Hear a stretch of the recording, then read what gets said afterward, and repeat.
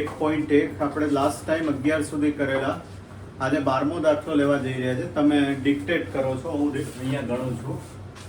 સ્વાધ્યાય 1.1 એક્ઝામ્પલ 12 ને બોલો ભાઈ. ક્વેશ્ચન બોલો ફટાફટ. એક યાદચ્છિક પ્રયોગની ઘટનાઓ A1 અને A2 નીચે મુજબ છે. આ પરથી યોગ એક મિનિટ. A1 અને A2 નીચે મુજબ છે. દાખલા નંબર 12 થોડું ઓકવર્ડ રીતે લખ્યું છે એટલે તમને કદાચ બોલવામાં તકલીફ પડે. મને એમ થાય કે તમે બોલ્યા નહીં. 12મો દાખલો A1 અને A2 નીચે પ્રમાણે છે. હવે પહેલા A1 x સોરી ભાઈ જોઈ લો 11મો બાકી છે કે નહીં? ત્રીજાથી બાકી ત્રીજાથી ના બાકી નહીં આ લખ્યું છે બે જ લખેલા ત્રીજાથી બાકી એટલે 11મા દાખલામાં આપણે 3 ઓપ્શન કરેલા. એ બી એ આયુ 11માં યુ અને એ મારે આખું ફરી જ કરવું પડે 11માં. જોઈ લો બરાબર તો હું 11મો પહેલા લઉં છું. 11 આ ચોથાથી બાકી એ યુ પણ મારે લખવું જ પડે ને પહેલેથી જ લખવું પડે. લઈ લે આ તારા હાથમાં લઈ લે. દાખલા નંબર 11 ફરીવાર બોલો, હું સમજાવું છું. 52 પત્તાની ડબલીમાંથી એક પત્તું યાદચ્છિક રીતે ઓકે, યાદચ્છિક રીતે એક પત્તું લેવામાં આવે છે. સમજો નિયમ નંબર 1 52 માંથી એક લીધું એટલે 52C1 52C1 થાય અને કોઈ પણ નું C1 કરીએ એટલે એની જ રકમ રહે. હવે આ 52 પત્તા કઈ રીતે આવી શકે? તો S કાળી, S એટલે સ્પેડ. સ્પેડ એટલે કાળી, પાછા કાળીનો K ના લખતા હો અહીંયા. સ્પેડ દોરી તીરી છેલ્લે Q અને કિંગ. બરાબર, આ રીતે દરેક માટે. સ્પેડ પછી ક્લબ એટલે પલ્લી.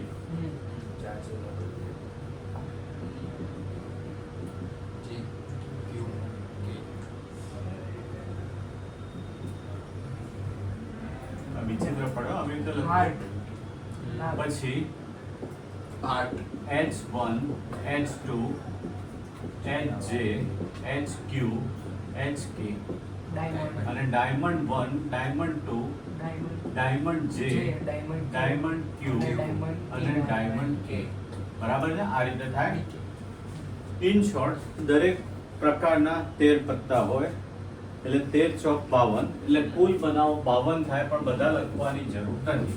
આને યાદચ્છિક પ્રયોગ કહેવાય, યુ કહેવાય. નિદર્શ અવકાશ, આને નિદર્શ અવકાશ કહેવાય. હવે બોલો આગળ. જો ખેંચવામાં આવેલું પત્તું કાળીનું હોય તે ઘટનાને A અને પત્તું એકાની એક દર્શાવે. મિનિટ પહેલા આપણે કાઢી લઈ લઈએ. સ્પેડ A, સ્પેડ 2, સ્પેડ 3, J, SQ, SK. એટલે કેટલા પત્તા થયા ભાઈ? 13 થયા ને કાળીના. જોઈ લો, રંગ નથી લખ્યું, કાળી લખ્યું છે. પછી A મળી ગયું. પત્તું એકાથી 10 સુધીની સંખ્યા દર્શાવતું હોય 1 થી 10 સુધી. દર્શાવતું હવે ચારેયમાં આવે ને, 1 થી 10 ચારેયમાં આવે. તો સ્પેડ A, સ્પેડ 2, સ્પેડ 3 10 સુધી જાય. 10 સુધી પછી club A, club 2, club 3, club 10, heart A, heart 2, heart 3, heart 10 અને finally D A, D2, D3, D10. Okay, એટલે કેટલા બનાવ થાય? 40. Is it clear? પરિવાર ભલે કરવું પડે, તમારે પરિવાર લખવાનું ના ચાલે, કારણ કે અમુક વસ્તુ એવી હોય કે તમારે આખું ફરી કર્યા જ કરવું પડે. ઓકે, કર્યા જ કરવું પડે તમારે. ઓકે, થઈ ગયું 40. હવે બોલો આને ઘટના શું કીધી છે? બી ને? બી કહેવાય. જોઈ લો, હું અહીંયા રાઉન્ડ કરતો જાઉં. A U અને આ છે B. ઓકે, નેક્સ્ટ બોલો. A છે B અરે A યુગ B. A યોગ B. એનું મિનિંગ બી લખું છું, ગઈ વખતે લખ્યો તો ફરી વાર. એટલે નંબર કયો આવે? A યોગ B માં 4 છે. 4 આ 1 2 3 અને 4 અને 4 માં શું કીધું છે? A યોગ A યુગ A યોગ B. મારે ઉપર જ લખવું પડશે. 4 A યુનિયન B. A માં હોય અથવા B માં હોય, બંનેમાં. એ ક્યાં ગયો? આ રહ્યો. અને આ રહ્યો બી. પહેલા એ માં હોય લઈ લઉં છું, બરાબર? જોજો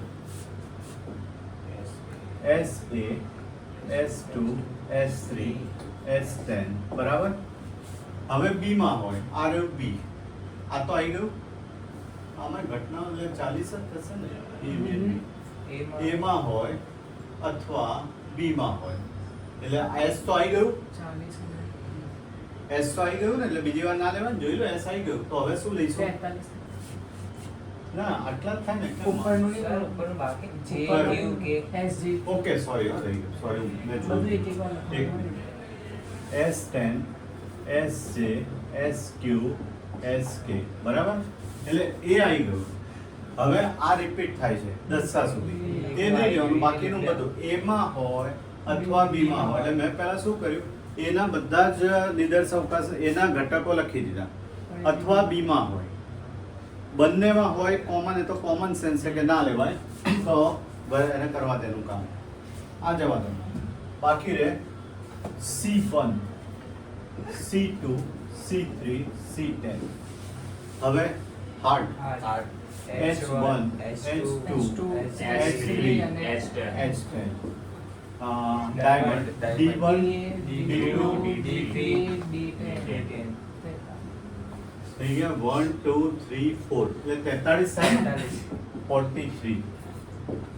ચલો, બીજું શું કીધું? A છેદ B.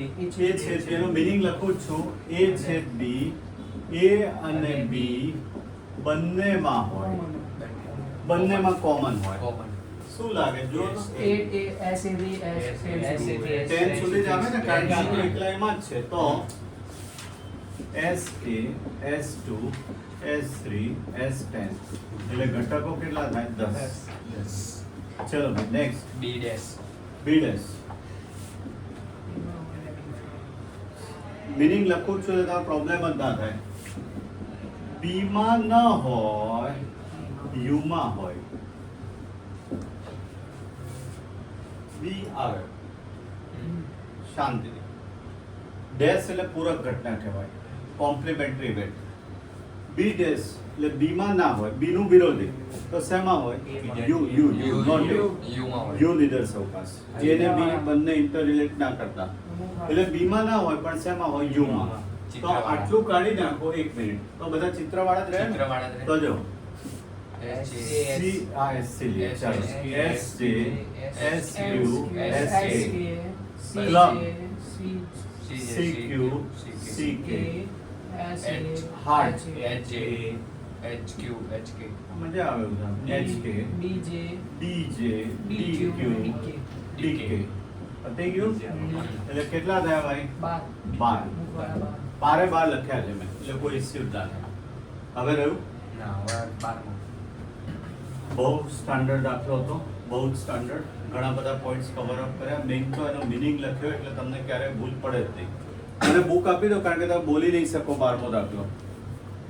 બોલવો હોય તો બોલો, મને વાંધો નથી. હા, ये क्या है भाई? ये A1 અને B2 નીચે પ્રમાણે છે. A1 union A2, A1 intersect A2 દર્શાવતા ગણ શોધો. 12મો દાખલો, એક્ઝામ્પલ 12. બહુ જ ધ્યાન રાખવાનું. એક તો પૂછાશે જો, કદાચ 15મો નહીં પૂછે, 12 કે 14 તો પૂછશે જ એકાદ. A1 છે ને, A1 બરાબર x ફ્રોમ 0 લેસ. હું ક્વેશ્ચન જોઈને જ લખું છું એટલે તમારે બોલવામાં તકલીફ ના પડે. Clear? 0 less than x less than 5. શું આવે? 0 થી 5 ની વચ્ચે એક, બે, કઈ ત્રણ, common? ચાર. 2 3 એક ના આવે? એક, બે, હા, ત્રણ, એક, બે, ચાર. 0 અને 5 ની વચ્ચે કેટલા આવે? એક, બે, હું લખી જ દઉં છું. A1 બરાબર 1, 2, 3 અને 4. ચલો ભાઈ, A2 x from -1 less than x less than 3. પૂર્ણાંક સંખ્યા તો ઠીક છે ભાઈ, આપણે અમે પૂર્ણાંક અહીંયા લેવાના. બરાબર લખી દે મેં? 1 મિનિટ, મેં અહીંયા ક્વેશ્ચન જોવા દો ભાઈ. ઓકે, -1 અને 3 ની વચ્ચે 0, 1 અને 2 બધું જ લખવું પડે. આમાં ધ્યાન રાખજો. એટલે A2 બરાબર 0, 1, 2 થઈ ગયું. હવે નંબર 1 શું માંગ્યું છે? A1 union A2. મીનિંગ આ રહ્યો યુનિયન, યોગ. A1 માં હોય અથવા A2 માં હોય, A1 માં હોય અથવા A2 માં હોય, બંનેમાં જેટલા છે કોમન, એટલે રિપીટ થતું નહીં લખવાનું. તો જો આમાં 1 2 3 4 છે અને આમાં 0 છે, જોઈ લો. 1 2 3 4 આવે, પહેલા એ લખી દીધો. ચલો 1 2 3 4. હવે શું ખૂટ્યું? 0 0 1 2 3 0 1 2 3 4. બીજું શું માંગ્યું છે? ઇન્ટરસેક્ટ. A1 ઇન્ટરસેક્ટ A2, એટલે A1 અને A2 બંનેમાં હોય. શું સમજાવો તો બધાને ખબર જ હોય. 0 નથી આ 1 અને 2 થઈ ગયું. ઓકે, પછી કયો આ 13મો? બધા એક જ ટાઈપના દેખાય છે. જો હવે બોલો, હવે ખ્યાલ આવશે. A1 હવે મારે જોવું પડે. X from 2 less or equals to x less than 6 belongs to લખ્યું છે પણ બરાબર છે, હું કઈ લખતો નથી. 2 less or equals to x less than 6 સમજાવો. 2 3 5 એટલે 3 4 5 બે લેવાય. કેમ લેવાય? less or equals to એટલે બે પણ હોઈ શકે. તો 2 3 4 5. હવે A2 શું લખ્યું છે? x from 3 અને 9 ની વચ્ચે લખ્યું છે. જો તો x from 3 less than x less than 9. ખરેખર આ સહેલું પડે. 4 5 6 7 8. હવે શું માંગ્યું? પરિવાર એનું જ છે. જુઓ તો number 1 A1 union A2. A1 માં હોય અથવા A2 માં હોય, બધા જ, કોઈ રિપીટ નહીં કરવાનું. તો 2 3 4 5 6 7 8. જુઓ તો 2 3 4 5 6 7 8. ચલો ઇન્ટરસેક્ટ. બંનેમાં કોમન 4 અને 5. છેદ. ઇન્ટરસેક્ટ એટલે છેદ. પહેલા યોગ લીધો અને યુનિયન કહેવાય ઇંગ્લિશમાં. યોગનો મિનિંગ એવો થાય A1 માં અથવા A2 માં, એટલે બધા જ લઈ લેવાના, કોઈ રિપીટ નહીં કરવાનું. અને ઇન્ટરસેક્ટ એટલે છેદ A1 માં હોય અને A2 માં હોય. 4 અને 5. હવે શું માંગ્યું છે? પેલું કે આપણે લખી લીધું બરાબર. ચલો 14. એક નથી આવડ્યો. 14મો 0 થી 10 છે બેમાં, તો x આપેલો જ છે. જો u x from x equals to 0 1 2 10. હવે આમાં કઈ શું સમજાવવાનું હોય? 0 1 2 ક્યાં સુધી લઈ જવાના? 10. બીજું શું આપ્યું છે? a equals to x from 2 4 6. આ તો સાવ સહેલું થઈ જાય. x from x belongs to 2 4 6. બરાબર છે? ઓકે. a ની પૂરક ઘટના શોધો. બરાબર લખી દો ને અહીંયા. a 2 4 6. a ની પૂરક ઘટનાને શું કહેવાય? a dash. a માં ન હોય પરંતુ u માં. નિદર્શ અવકાશ. હું અહીંયા લખી જ દઉં. લો a માં ન હોય અને u માં હોય. 0 1 3 5. હવે 2 4 6 સિવાય લખી દો ને. ક્યાં ગયું? 0 1 3 5 0 1 3 5 6 7 8 9 અને 10. ચલો હવે 15મો 6 આવી ગયા. સોરી 6 આવી ગયા. જોઈ લેજો ભાઈ જરા. 2 4 અને 6. ઓકે. હવે 15મો સમજવો અતિશય અઘરો છે. ખબર પડે તો વેલ એન્ડ ગુડ, નહીતર ગોખવાનો. સમજણ આમ તો ના પડે એવું નથી હોતું, પણ ઓકવર્ડ બહુ જ છે. u 0 less than x equal less than 1. u x from અને a equals to x from 1/2 less or equals to x less than 1.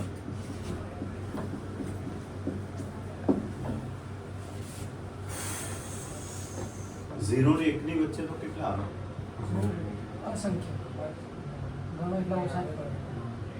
લગભગ ઇન્ફિનિટિવ જેવું કહેવાય. ગમે એટલા આંકડા હોઈ શકે. અને 1/2 ની 1 ની વચ્ચે એવું જ હોય ને, તો આને આપણે કેવી રીતે સોલ્વ કરી શકીએ? નિયરેસ્ટ મેથડથી. મેથ્સનો થોડોક વિચિત્ર ઉપયોગ થાય. કઈ રીતે હું બતાવું છું. જો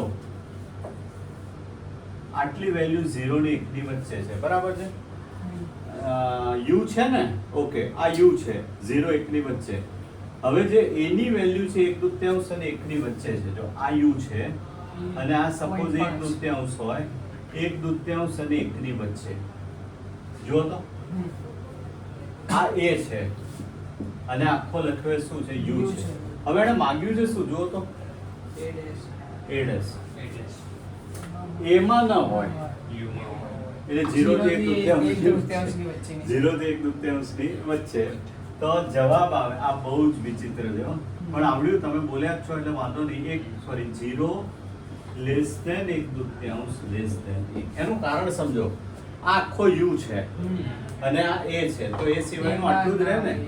હવે હું જો આંકડા લખવા જાઉં તો અધ્યાય ના જડો, હું ના જડું ને તમે ના જડો. ઓકે, બહુ જ સ્ટાન્ડર્ડ દાખલો. જો કે આવું પૂછતા પહેલા બહુ વિચારવું પડે ને. પોઝ કરી દો કારણ કે કામ બહુ જ છે.